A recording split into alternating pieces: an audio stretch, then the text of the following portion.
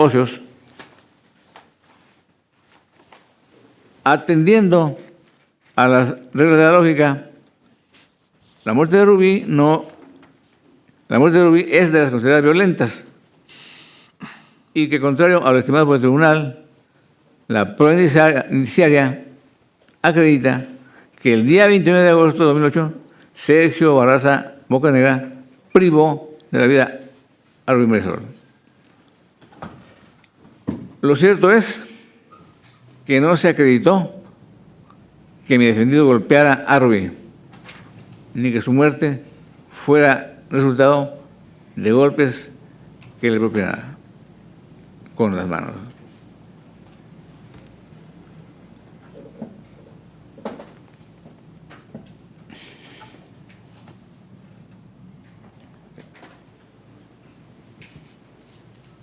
Respecto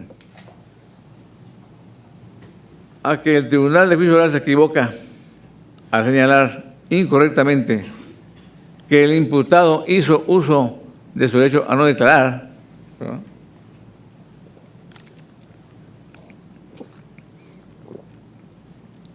Es de decirse que quien se equivoca es el Ministerio Público, ya que la manifestación de mi defendido tuvo lugar una vez concluidos los alegatos de clausura, esto es, fuera de prueba, sin que se advierta que pidiera perdón por hechos propios. Por tanto, es inexacto que existiera violación al debido proceso en perjuicio de la parte lesa y, por tanto, el Tribunal de Juicio Oral estuvo en lo correcto al no darle valor de indicio a la supuesta autoincriminatoria manifestación que hizo en el tribunal.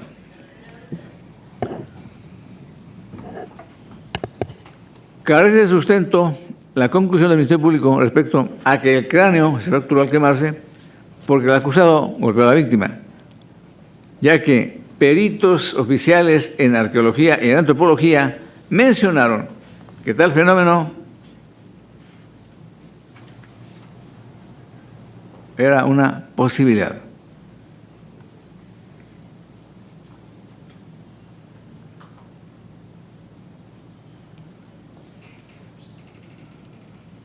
Por cuanto a que, mediante las reglas de la lógica, máquina de la experiencia y conocimientos científicos alcanzados, que por medio de estos quedó acreditado mediante la utilización de la prueba indiciaria, que el acusado Sergio Rafael Barraza Bocanegra el día 29 de agosto privó de la vida a Rubí, no olvidemos que la misma autoridad investigadora admitió que no logró demostrar científicamente la causa de la muerte de Rubí, por lo que, ante tal tesitura, no es dable aseverar, como lo hace el Ministerio Público, que mi defendido la hubiera privado de la vida.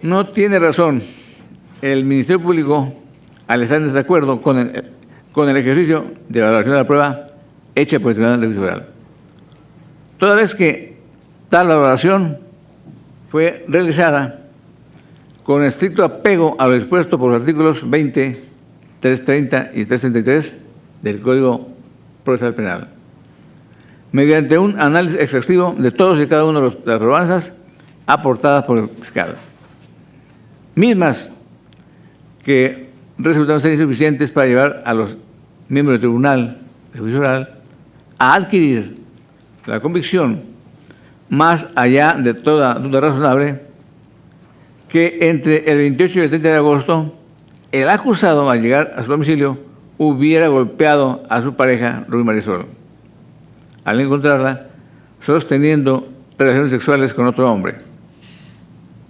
conducta que el Ministerio Público le atribuyó a mi defendido en su acusación.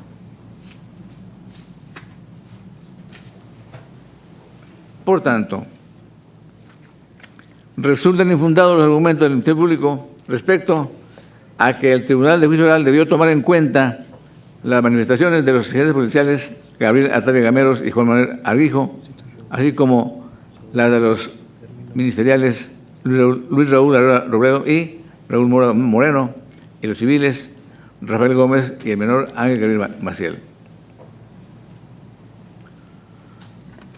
Por el contrario, el Tribunal de Juicio Oral estuvo en lo correcto al desestimarlas, toda vez que dichos atestados se refieren a declaraciones que provienen de la misma fuente. Esto es, de lo que supuestamente les dijo Sergio Rafael Barraza Bocanegra en declaraciones autoincriminatorias que no fueron hechas en la audiencia de debate. A este respecto, el artículo 332 del Código Procesal Penal terminantemente establece que la prueba que hubiere de servir de base a la sentencia deberá rendirse durante la audiencia de debate del juicio oral, salvo excepciones previstas por la ley. Y si de acuerdo a lo dispuesto por el artículo 364 del citado Código, la reproducción de las declaraciones del imputado ante el Ministerio Público previamente emitida por el juez de garantías solo podrán introducirse al juicio oral vía su reproducción cuando el acusado haga uso de su derecho a declarar. Entonces, con mayor razón, no podrán ser incorporadas y menos aún valoradas las pruebas, las declaraciones que no reúnan tales requisitos. Además, acorde a lo establecido por el artículo 374 del Ordenamiento Jurídico Penal, el Tribunal de Juicio Oral formará su convicción sobre la base de la prueba producida durante el juicio oral.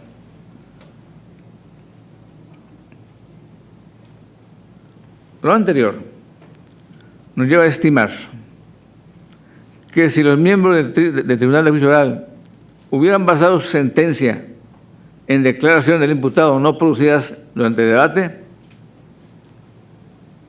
hubieran incurrido en el delito previsto en el artículo 285, fracción primera del Código Penal, que dice: se impondrán de 2 a 8 años de prisión, inhabilitación para obtener o ejercer un cargo hasta por 10 años y de 100 a 400 días de multa al servidor público que deliberadamente, fracción primera, dicte o contribuya al dictado de una sentencia definitiva o cualquier otra resolución de fondo que viole algún precepto terminante de la ley o que sea contraria a las actuaciones legalmente practicadas en el proceso.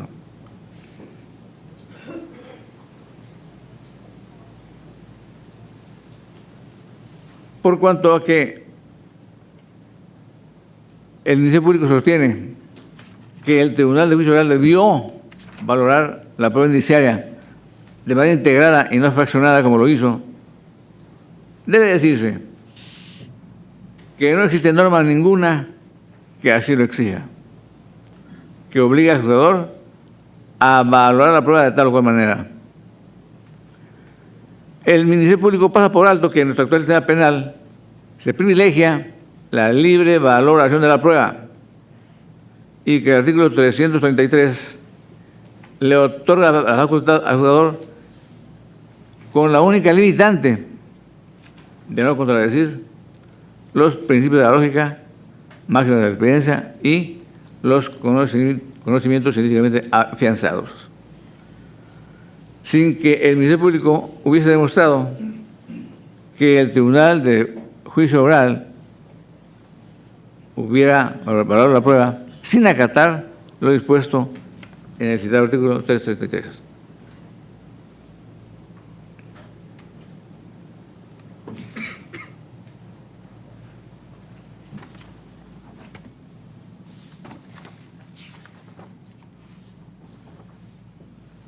Es de observarse que el Ministerio Público, en su escrito de expresión de agravios, no expresó específicamente los conceptos de agravio para cada una de las normas o disposiciones legales que estimó violadas. Tampoco precisó qué parte de la resolución recurrida le causaba agravio, ni cuál o cuáles resolutivos relacionados con cuál o cuáles considerandos le causaban agravio, ni qué preceptos fueron violados y por qué consideró que fueron violados.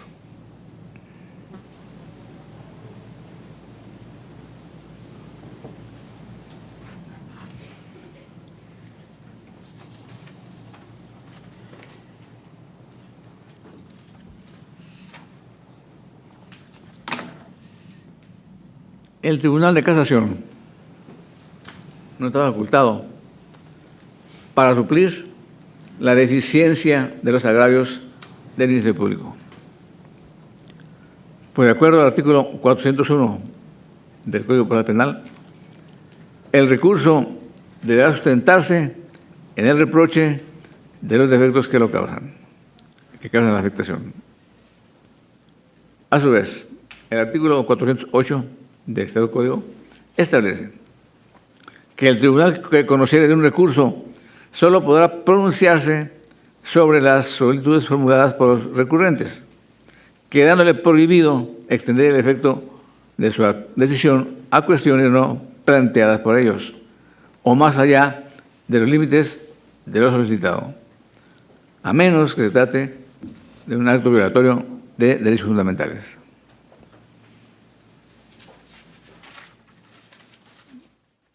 Por lo tanto, al concluir el Tribunal de Juicio Oral que no se demostró la existencia del hecho punible por el cual se acusó a mi defendido, ni su participación como autor, y toda vez que no existe suplencia del agravio para el MP, debe negarse la anulación de la sentencia recurrida, ya que el veredicto absolutorio dictado se encuentra apegado a derecho.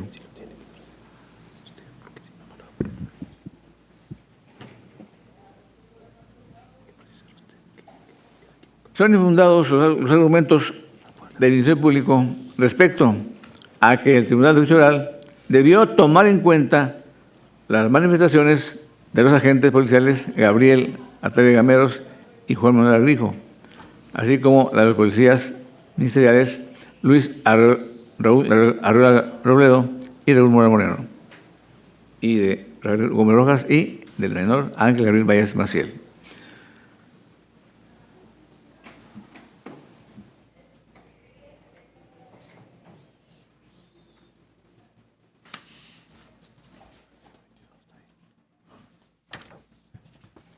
Por el contrario, el Tribunal de Juicio Oral estuvo en lo correcto al desestimar estas testimoniales. Toda vez que, como ya había dicho, dichos atestados se refieren a declaraciones que provienen de la misma fuente, esto es, de lo que supuestamente les dijo Sergio Rafael Bocanegra.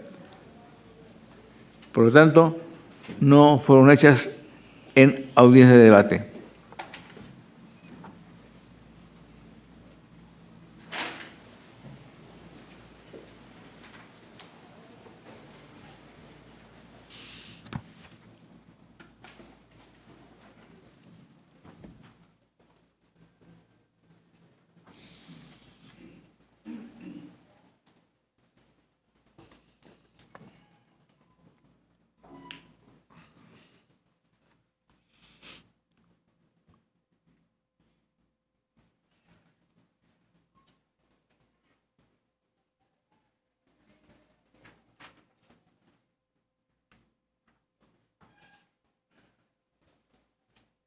Y toda vez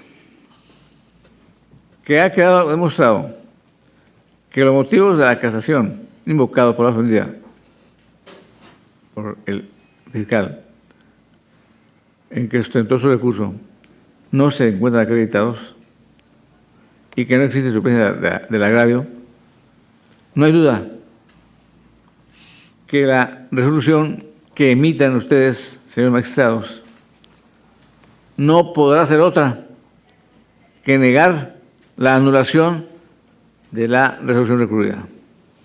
¿Es cuándo? Bien. En virtud de lo expresado por usted, señor defensor, al inicio de su intervención, en la carpeta administrativa que se formó por este recurso, existe un acuerdo en el que se tiene a las ciudadanas Luz Estela Castro Rodríguez e Irma Antonia Villanueva Nájera como coadyuvantes de la persona ofendida.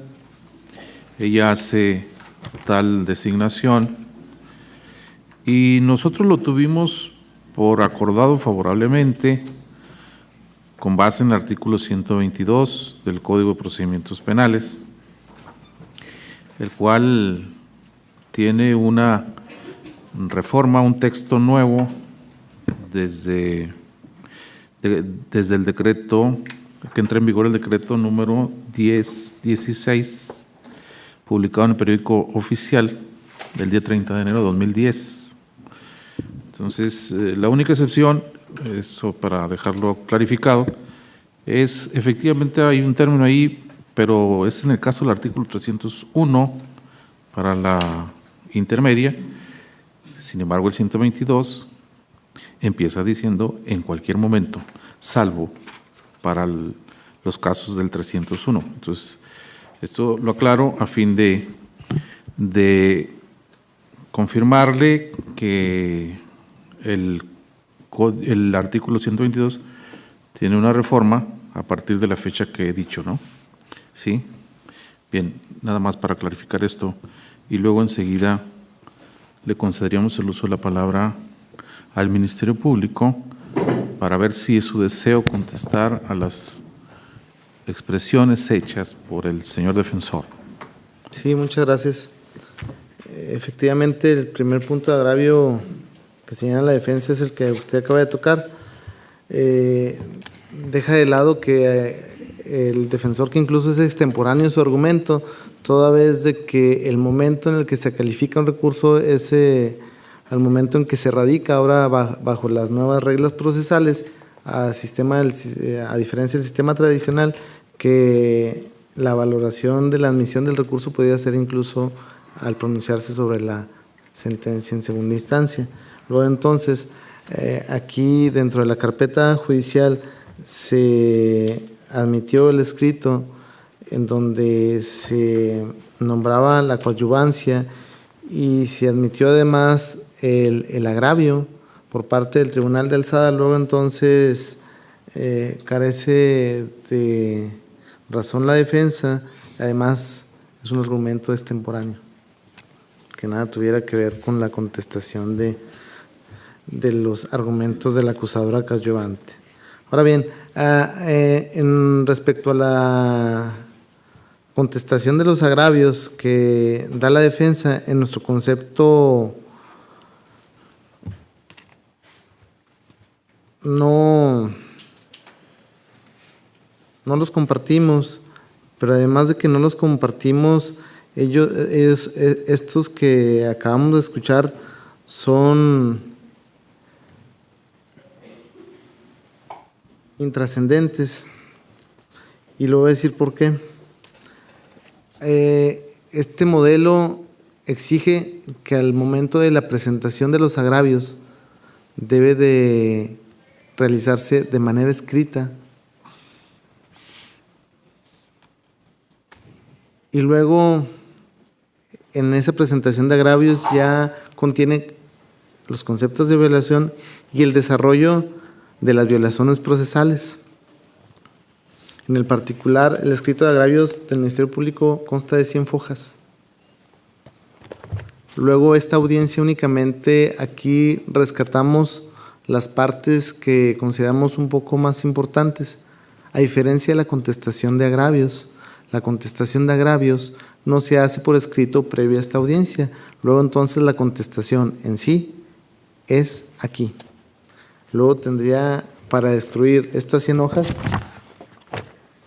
no haber tocado únicamente 32 puntos, de los cuales de esos 32 fueron recurrentes en muchos de los casos, y cortos en cuanto a su desarrollo.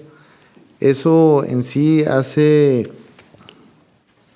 que esos agravios, que esa contestación sea ineficaz para destruir los argumentos del Ministerio Público.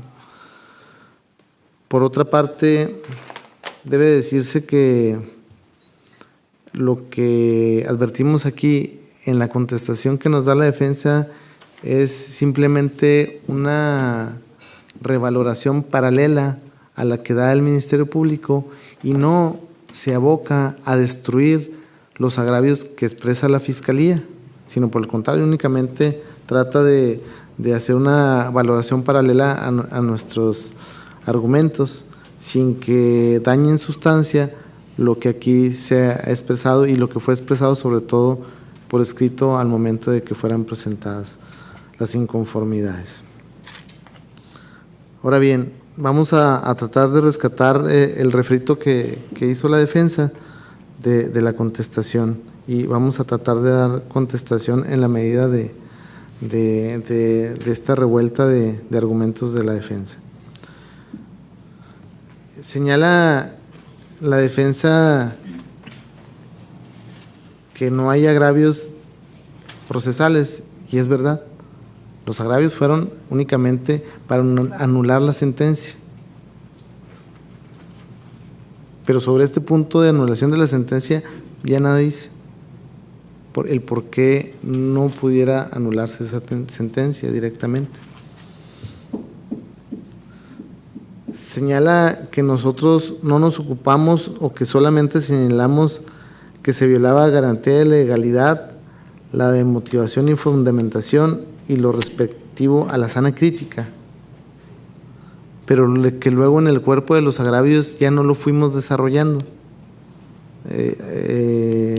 Ello se considera incorrecto, toda vez de que el escrito de agravios va al irse desarrollando durante todas estas 100 hojas, precisamente qué temas son los que fueron violentando en nuestro concepto del Tribunal de Juicio Oral, y se concluye precisamente que si los agravios,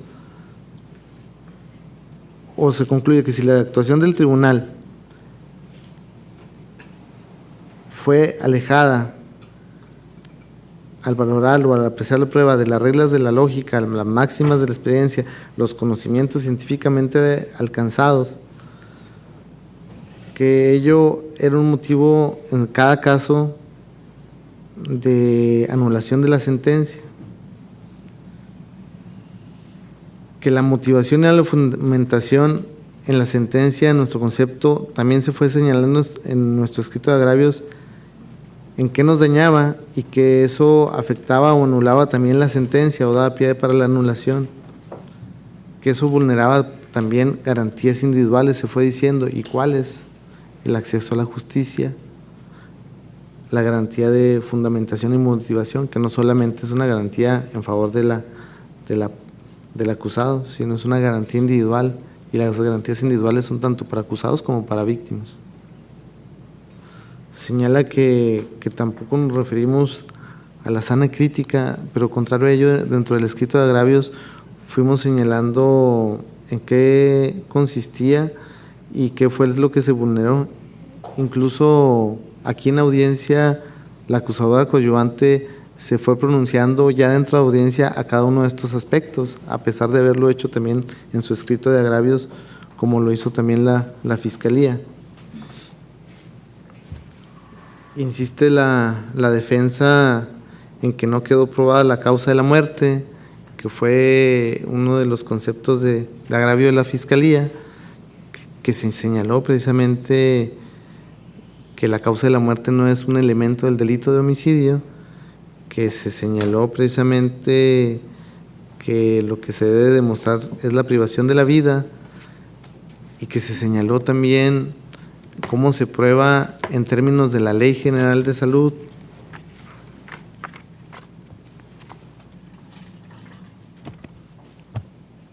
En nuestro escrito de agravios, en la página 82, señala que el artículo 343 de la Ley General de Salud habla de la pérdida de la vida y que esto ocurre cuando se presenta o la muerte cerebral o bien se presentan los signos de muerte que son la ausencia completa y permanente de conciencia, la ausencia permanente de respiración espontánea, la ausencia de los reflejos de tallo cerebral y el paro cardíaco irreversible. Esa privación de la vida yo creo quedó colmada si tomamos en cuenta que los restos óseos encontrados indudablemente presentan esta característica. Y se habló también sobre que esa causa externa correspondió a persona diversa de la víctima. Se encontrará más a detalle en nuestro escrito de agravios. La acusadora coadyuvante incluso aquí ya en audiencia señaló la prueba específica que se debe de realizar en este tipo de casos.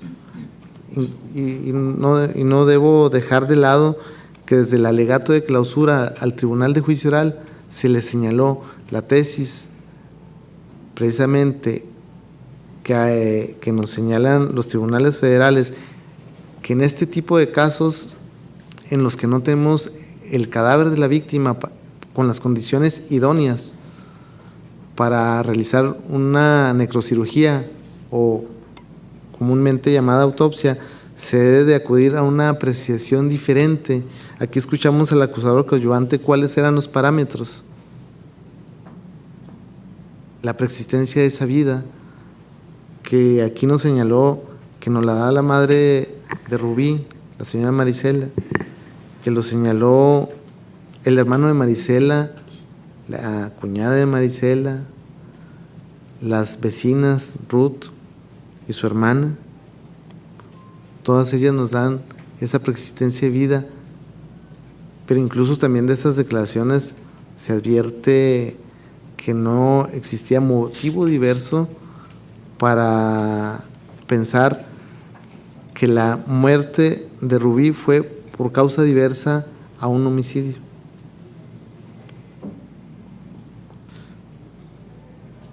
Que esa causa de muerte también, el lugar donde se fue encontrada, escuchamos aquí,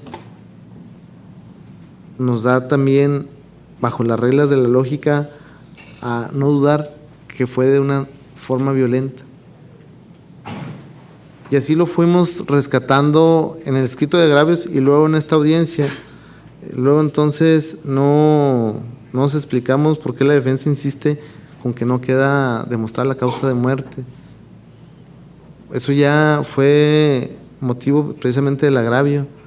Nosotros lo dijimos, que no está demostrada la causa de muerte. Eso no quiere decir que no se acredite en un homicidio, puesto que llegaríamos al extremo que toda persona que matara a alguien y escondiera el cadáver, jamás se pudiera acreditar un homicidio. Pero contrario a ello, tenemos sentencias en el sistema tradicional,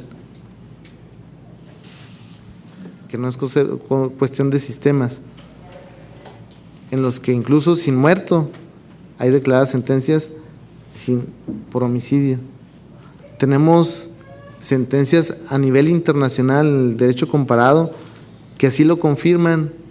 Tan es así que tenemos el delito de desaparición forzosa, en el que jamás tenemos el cadáver. Y tribunales internacionales, ya no los del Estado mexicano, consideran la responsabilidad y acreditado esos hechos. Luego entonces aquí, bajo un esquema de libertad probatoria, de amplitud probatoria y de libre apreciación de la prueba, lo idóneo era, como se dijo, haber echado mano de la prueba indiciaria o prueba circunstancial para, a partir de hechos conocidos, lograr un desconocido, que el cual era, incluso, que es otro motivo que señala la defensa, no, ya lo acaba de decir la acusadora coadyuvante también, no el hecho delictivo es que el imputado haya golpeado a Rubí. El hecho delictivo de homicidio es de que la haya privado de la vida. Luego, entonces, esos dos conceptos que señala la defensa, en nuestro entender, son incorrectos. Señaló también el defensor que el acusado no declaró. Ello entendiendo el artículo 124 y entendiendo incluso la interpretación, las restricciones policiales. Pero es clara la legislación, y aquí ya se reiteró, y sobre todo en el escrito de agravios, que el acusado hizo uso de su derecho de manifestarse previo a cerrarse el debate. Todo lo que ocurra previo a cerrarse el debate debe tomarse en consideración por los tribunales, sobre todo por la regla específica que tiene en cuanto a la declaración del acusado, que éste puede hacer manifestaciones cuantas veces considere conveniente, que puede declarar o puede referirse y hacer manifestaciones de la prueba que haya escuchado. Y aquí se le preguntó: oye, ya escuchaste toda la prueba, ¿quieres decir algo? Sí. Luego, entonces, también es incorrecto que lo trate de desarticular el acusado, esa manifestación del acusado, donde pide perdón a la señora Marisela de la propia intervención previa de esta, en donde le da el señalamiento en cuanto a que él había privado de la vida a su hija. Esas pruebas no se pueden desarticular, porque vuelvo a referir lo que señaló la acusadora coadyuvante. Si usted trata de valorar las pruebas o apreciarlas desarticuladamente, no va a llegar a nada. Lo correcto es, mediante la prueba circunstancial y en materia penal, y mediante la tesis de jurisprudencia ya invocada tanto en el escrito de agravios como en esta audiencia, aniquilar todos los hechos que son probados y llegar a inferencias o silogismos sobre los que no se tenían probados, que en el particular aquí se probó que el acusado privó de la vida a Rubí, y que fue precisamente este quien realizó esa conducta típica. Habla de que la defensa de que Ángel tiene contradicciones, pero deja de lado que más bien al declarar se refiere a dos momentos diferentes. Luego yo creo que confunde el testimonio de Ángel, la defensa. Señala la defensa, por otra parte, que el acusado dice, o llega a la conclusión que la pareja pudo haberse quedado en otra casa después del día 29. ¿Con qué prueba? Si no aportó ninguna prueba la defensa aquí ante el Tribunal de Juicio Oral. Con la simple argumentación de la defensa creemos que es insuficiente, pero sobre todo, bajo los esquemas de la lógica, encontramos de que si se hubiera quedado entonces en otra casa, lo lógico es de que su hija también, puesto que queda claro dentro de todo el juicio que la hija siempre estuvo con su madre, y no es hasta el día 30 en que ya está en poder del acusado.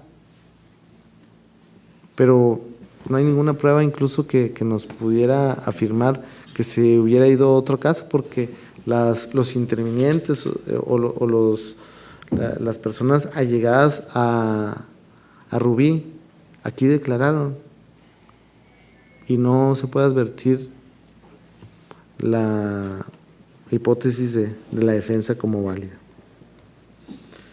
Vuelve a reiterar la defensa que la declaración de los policías no tiene valor, por cuanto a los policías debemos recordar, como se dijo en los agravios, cuando ellos cumplen una función en base al artículo 114 del Código de Procedimientos Penales, tienen el deber de documentar toda la información que se recabe.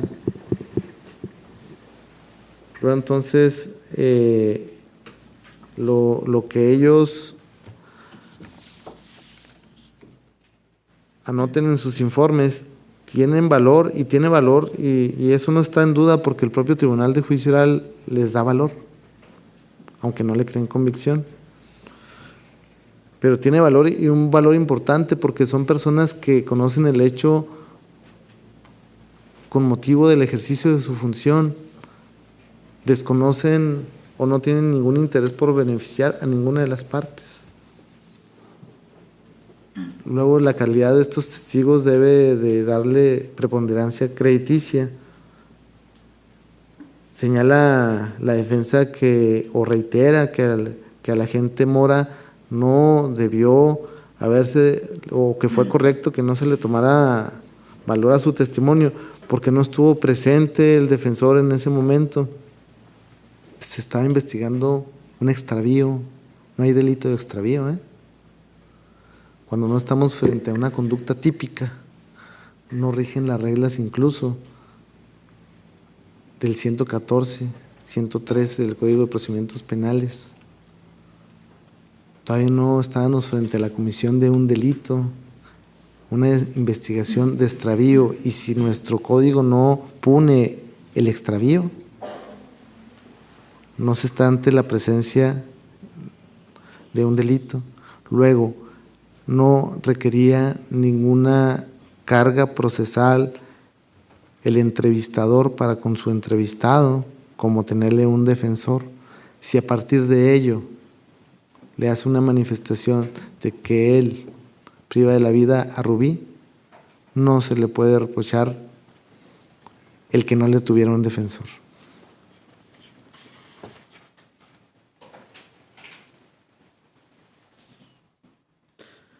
Aunado a ello, el artículo 137, como lo destacó la defensa, permite a la policía documentar lo que el imputado le haya dicho.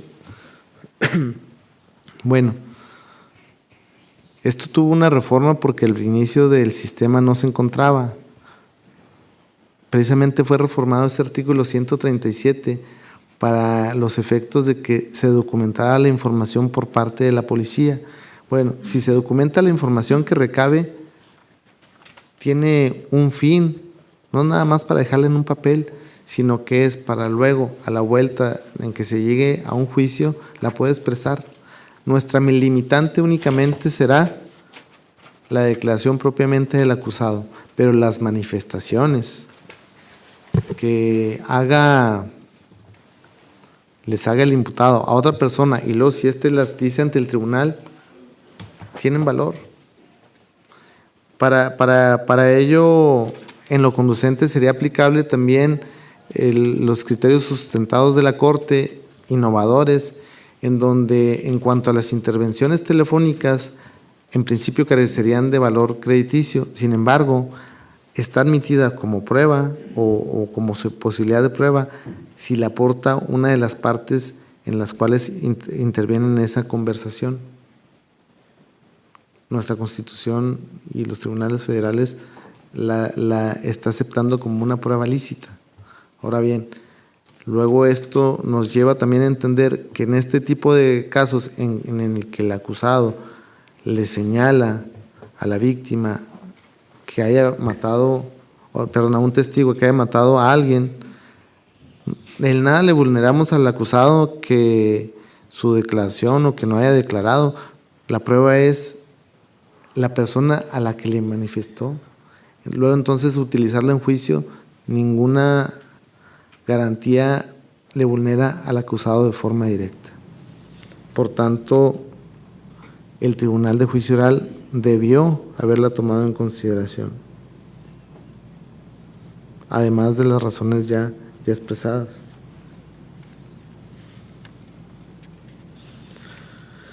Nos dice en cuanto al sitio en donde fue encontrados los restos de la víctima de Rubí, que por qué tuvo que hacerse un rastreo, porque no dejemos de lado, y lo dijo el perito arqueólogo, pues porque había una tonelada de huesos de marrano a su alrededor, porque era un basurero, porque incluso quedaba en un declive el lugar en donde fueron encontrados los restos óseos. Bueno, esos declives naturales hacen, al paso de un año, lógicamente, que se hayan sido arrastrados por, sobre todo, el agua. Por eso es de que se tiene que ampliar la búsqueda, porque el agua se los pudo llevar, pero sobre todo por la fauna del lugar. Eso también arrastra la evidencia y por eso tiene que amplificarse la búsqueda. Eso lo fue señalando el arqueólogo, eso lo escuchamos también de los agentes de policía. Pero se reitera, no hubiéramos llegado a esos restos sin la precisión del lugar por parte del acusado, contrario a lo que dice la defensa.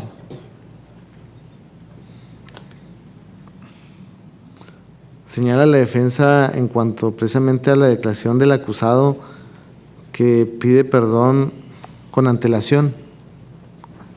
Él lo entiende que con antelación a realizar algo, nosotros, como es lo primero que señala, antes de manifestarse cualquier cosa, te pido perdón. Es lo que nosotros entendemos de esa forma, esa frase. Y sobre todo, porque debe hilarse esa manifestación con lo señalado por la señora Maricela Escobedo, no de forma aislada como lo pretende otra vez la defensa.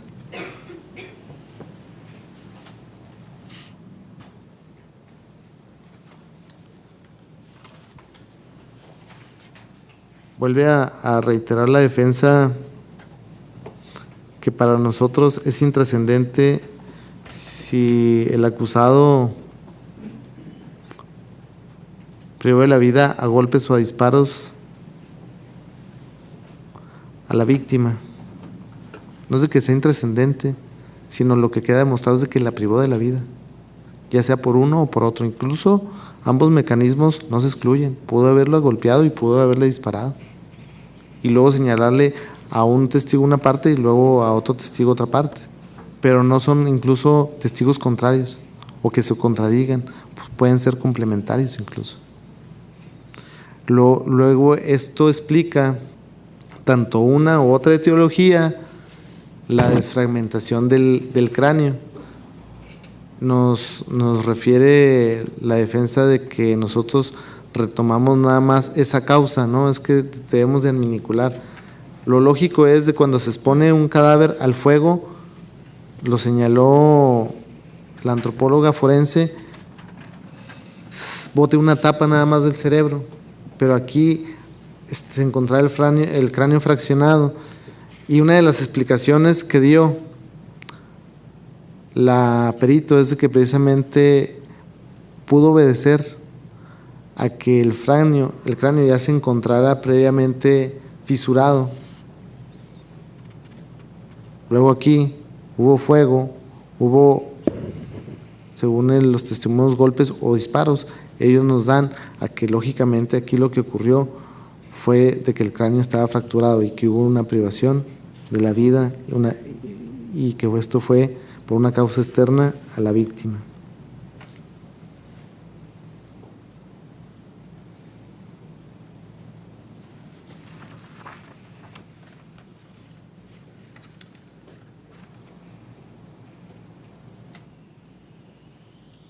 Vuelve a reiterar la defensa que no debió tomar en consideración el tribunal a los testigos, tanto a los policías como a Ángel, como al padrastro, pero ya fue expuesto en nuestra intervención en el escrito de agravios y no da sustento alguno a su señalamiento de la defensa.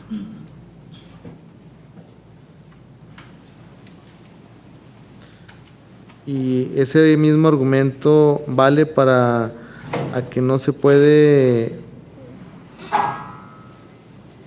incorporar declaración del imputado cuando no hizo derecho a declarar.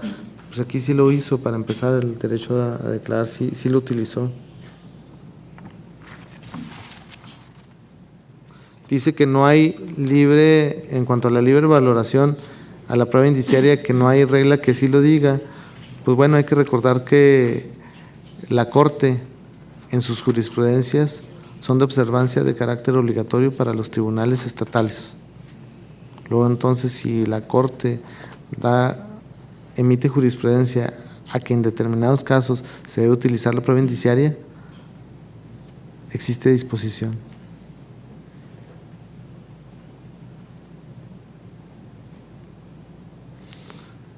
Señala, por último, que este tribunal no puede suplir las deficiencias del Ministerio Público. En el particular consideramos que no las existe. Sin embargo, no es porque nosotros lo digamos, sino porque se agregó la jurisprudencia, incluso en el escrito de agravios de la novena época, su registro 168308, que ya aquí la acusadora coadyuvante señaló, en donde la suplencia de la queja no es cuestión procesal, sino es un derecho fundamental desarrollado en la ley de amparo, que a su vez desarrolla una garantía fundamental de los ciudadanos. Y si nuestro proceso penal, según su artículo primero, es para encontrar la verdad, y para encontrar la verdad debe de realizarse en base, entre otras, a los derechos fundamentales. Y los derechos fundamentales son precisamente los contenidos en la Constitución y tratados internacionales. Luego, si hilamos todo esto, esa suplencia no es porque la solicite el Ministerio Público, esa suplencia es porque es mandato constitucional y es mandato de los tratados internacionales. Sería todo, y con eso damos contestación a lo señalado por la defensa. Bien, acusadora coadyuvante, ¿va a hacer uso de la palabra? Sí, gracias, señoría. Para hacerme cargo de lo de la defensa, primero manifestarles que en los términos del artículo 420 del Código de Procedimientos, los agravios fueron presentados ante este Tribunal de Casación, y parece que el defensor no escuchó incluso cuando ustedes empezaron la manifestación que se hicieron en la apertura informando esta situación. Por otro lado, tengo un escrito firmado con acuse de recibo del Tribunal Oral y del Tribunal de Alzada, en donde dan cuenta de mi carácter de acusadora coadyuvante, firmado por la señora Marisela Escobedo Ortiz. Parece que el defensor público no tiene en su código las reformas del 30 de enero del 2010, por donde se establece que el artículo 122, precisamente, en cualquier momento la víctima o ofendida podrá constituirse como acusadora coadyuvante. El defensor defiende a su enjuiciado y desde luego argumenta en sus diferentes exposiciones los derechos fundamentales, pero se olvida de que también la víctima tiene derechos fundamentales y que se establecen precisamente en el artículo 20, apartado C, fracción segunda, donde establecen las facultades para intervenir y desde luego para interponer recursos, como es el caso que hoy estamos haciendo. Mi presencia en esta sala, en esta audiencia de casación, al lado precisamente de la señora Marisela, obedece al nombramiento de la señora en mi persona como acusadora coadyuvante. Finalmente, el sistema acusatorio incorpora la figura procesal de la acusadora coadyuvante, otorgándole facultades incluso de solicitar directamente, independiente del Ministerio Público, la reparación del daño. El defensor olvida que hay el principio de equidad de las partes en los términos del artículo 13 del Código de Procedimientos Penales. El defensor olvida que los derechos fundamentales a que se refiere el artículo primero, relativos a los respetos de los derechos humanos, son también derechos de las víctimas.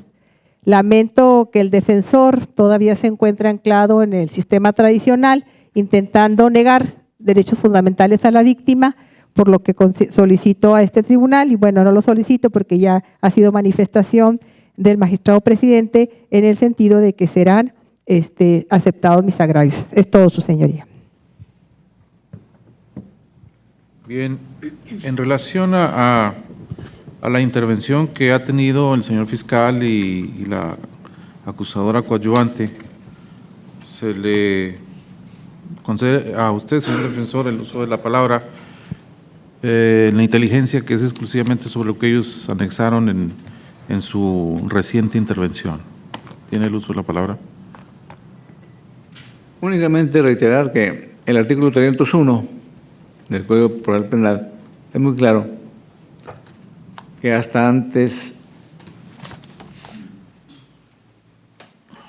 que 10 días antes de la fecha fijada para la intermedia, la víctima habrá ofendido podrá constituirse en acusado coadyuvante, lo cual no sucedió en este caso.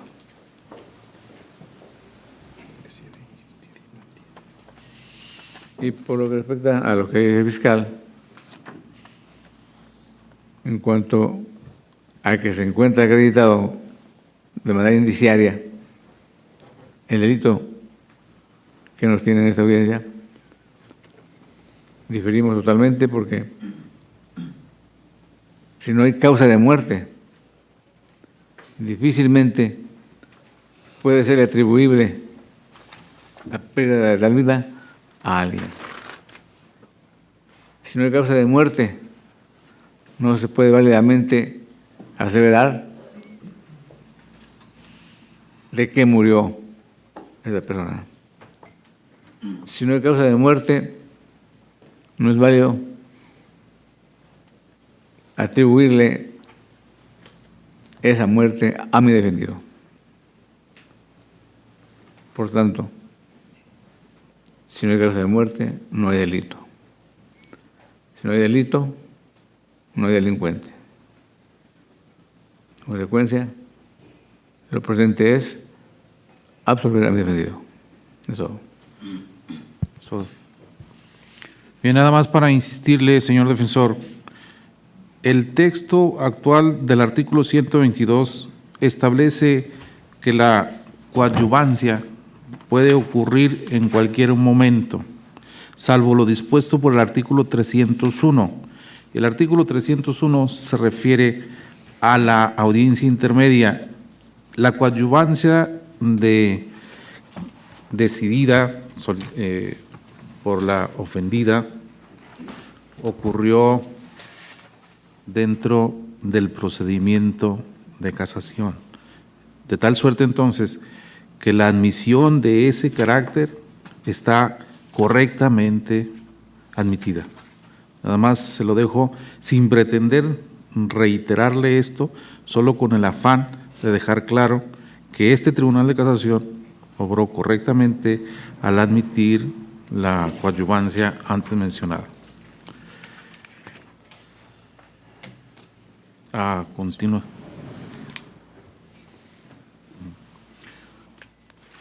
Habíamos anunciado que la ofendida en esta causa, quien tiene ese carácter, conforme al artículo 426, en relación al artículo 418 del Código de Procedimientos Penales, al haber concurrido a esta audiencia, tiene derecho a hacer uso de la palabra. En este momento se la concedemos si quiere usted hacerlo.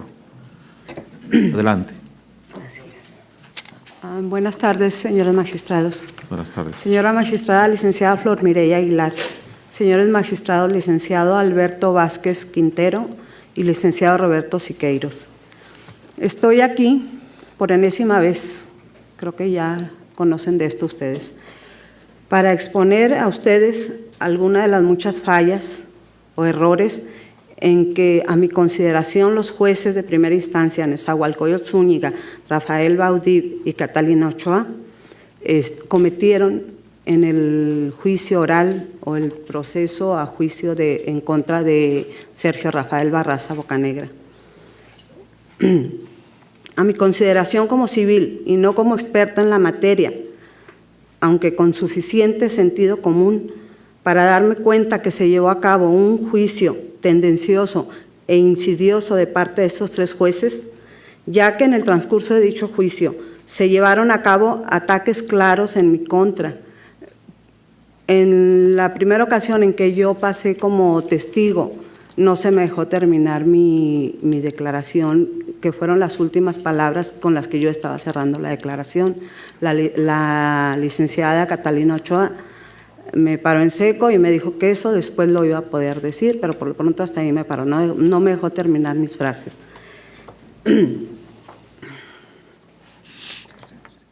Y también se llevaron ataques claros en contra del testigo Ángel Gabriel Valles Maciel, siendo este el más vulnerable a dichos ataques por su condición de menor de edad y de estar bajo la presión de amenaza de muerte por parte de Sergio Rafael Barraza Bocanegra, en el momento en que les platica los hechos antes mencionados. Y digo ataques ya que se le privó de la asistencia en su momento de la psicóloga encargada, la licenciada María Eugenia Rivera. En el momento en que ella ve que el joven está declarando y lo ve que se pone de nervios, ellos traían ya movimientos claves para ella decirle respira profundo, haz una pausa. En ese momento la licenciada Catalina Ochoa le hace el señalamiento de que lo deje con la mano. Y eso lo sé por voz propia de la licenciada María Eugenia Rivera. Este joven, Ángel Gabriel, ya de por sí se encontraba nervioso por el hecho de que hubo un error en las salas de espera de los testigos. No sé si fue por medio de los asistentes o no quiero pensar que haya sido provocado o a propósito. Iba entrando este joven con la asistente, la psicóloga María Eugenia Rivera, a una sala. Lo pasaron a la sala donde se encontraba el padrastro de Sergio Rafael Barraza. Se vieron de frente y ambos se reconocieron. Por este caso el joven ya se puso de nervios, aparte de toda la presión que ya traía por, como les digo, la situación de que era menor de edad, de que a todo mundo impone estar aquí, hasta a mí, contimas a un joven de esa edad, el hecho de que traía a sus espaldas la amenaza de muerte, al hecho de que tuvo que cambiar de ciudad, lo cual él expresó aquí también en el juicio, al hecho de que tuvo que salir de su familia, de su medio, de sus amigos para irse a otra ciudad, ya de por vida, porque él ya no puede regresar aquí, porque tiene esa amenaza, aparte de la de Sergio Rafael Barraza, tiene toda su familia.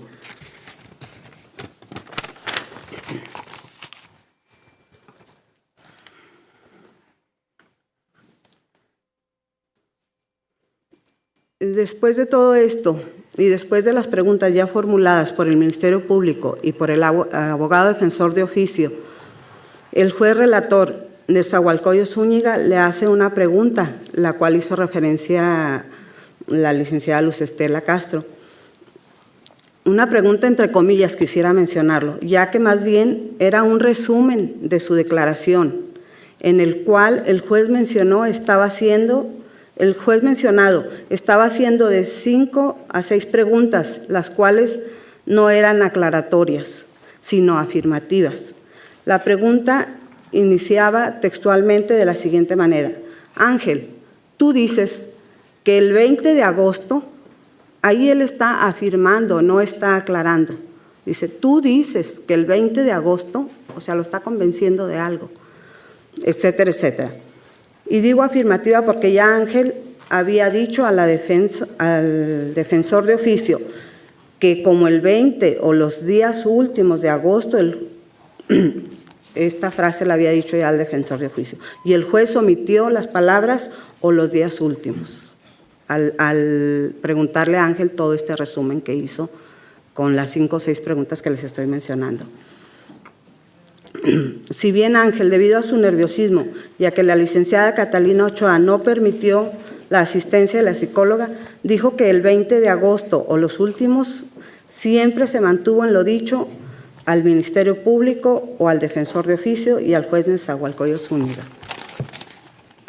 Cosa que no sucede con el testigo Rafael Gómez Rojas, padrastro del acusado, el cual cae en una serie de contradicciones y negativas de hechos que se le comprobaron con el recurso de refrescar la memoria. Más aún, sin embargo, este testigo solo se dedicó a cantinflear, y en lo cual fue muy obvio que estaba protegiendo al imputado, y a pesar de esto, nunca fue cuestionado por ninguno de los jueces. La señora Catalina solo se concretó a decirle que hablara claro, y en el momento en el que él respondía bien a una pregunta hecha por el MP, la señora Catalina, al momento que él responde, no solamente responde a la pregunta, sino da más datos respecto a lo que se le está investigando. En este momento la señora Catalina le enfatiza que solo responda a la pregunta que el Ministerio Público le hace. O sea, le corta toda una declaración para que solamente responda a la pregunta. ¿Por qué? Porque él estaba proporcionando más datos. En ese ratito hiló frases, hiló palabras que antes no había querido hacerlo, y ella lo corta de tajo y le dice solamente lo que se te pregunta. Ahora bien, por lo que pude entender en el fallo de los jueces, no tomaban en cuenta la declaración de Ángel Gabriel, de los 2 policías municipales y los 2 policías ministeriales, ya que si lo hacían, violentaban el derecho del acusado a no declarar en el juicio. Pero según su código penal, que yo no lo conocía hasta estos problemas que he tenido, dice ahí, el acusado podrá declarar en cualquier momento durante la audiencia, etcétera, etcétera. Y a esto les quiero decir lo siguiente. Cuando se me dijo en esa ocasión del juicio oral que al siguiente día iba a tener oportunidad de volver a participar, exponiendo el daño que el acusado había causado en mi vida y en la vida de mi familia, fue entonces cuando entendí que tenía que hacerlo hablar a como diera lugar, cualquier cosa, pero que él hablara. Yo sabía que si él no me... Yo sabía que él no me iba a dejar que yo tuviera la última palabra. Y decidí dejar al descubierto toda la rabia y todo el dolor que traía adentro por lo que había hecho este hombre en mi vida y en la vida de mi hija. Y para involucrarlo pedí permiso a los jueces para dirigirle la mirada al imputado, ya que mi mensaje iba dirigido a él. Y de esta manera logré sacarlo de su mutis. Pero ¿saben qué? Esto no sirvió de nada, ya que estos jueces no tomaron en cuenta su declaración. Y esto fue dentro de la audiencia, no en los pasillos de este edificio. Fue ahí sentado, antes de que se cerrara la audiencia. Pero en fin, todo esto ya quedó atrás. Yo estoy convencida de que estos jueces no pudieron o no quisieron hacer bien su trabajo, dejando en entredicho su eficiencia como jueces de primera instancia. Señores magistrados, yo vine aquí en busca de justicia, basándome en la verdad, la cual quedó establecida en el transcurso del juicio oral y que estos jueces no quisieron ver. Es por eso que pido a los señores magistrados, número 1, se anule el fallo absolutorio que los jueces de la primera instancia dictaminaron en el juicio oral. Y exijo como víctima una sentencia de reemplazo para borrar de esta manera el mensaje negativo que estos 3 jueces dejaron en nuestra ya maltratada sociedad, dejando como mensaje que se puede golpear, se puede violentar y hasta asesinar, y nada más con no declarar quedan exonerados de toda culpa. Los motivos de mi exigencia, a mi ver, y sin desgastarme mucho en esto, los jueces se dedicaron a proteger las garantías del acusado. ¿Y qué de mí?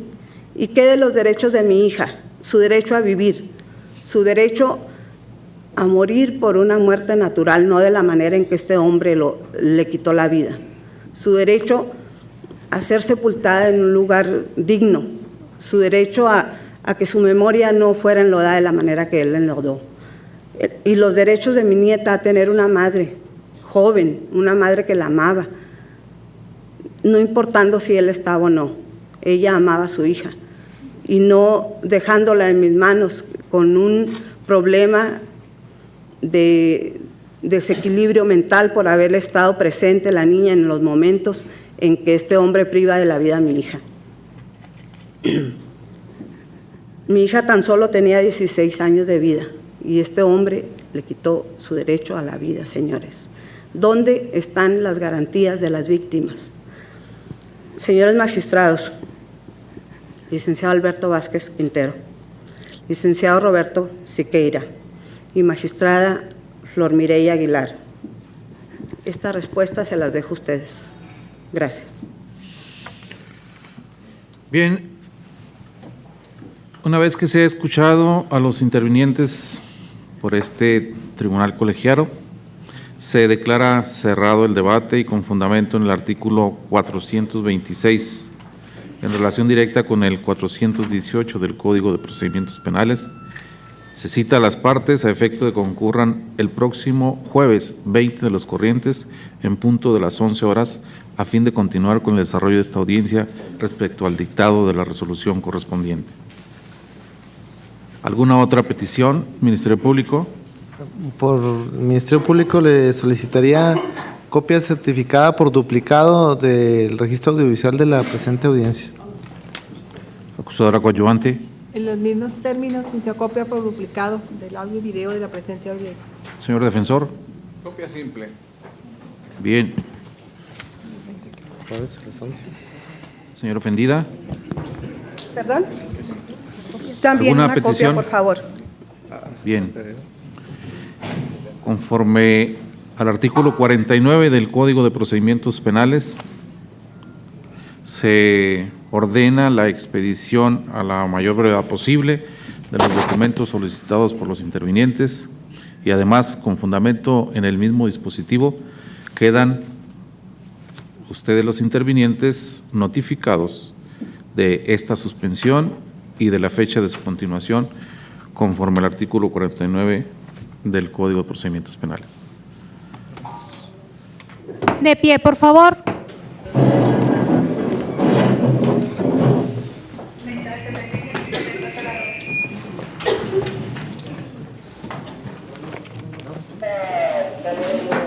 Termina grabación.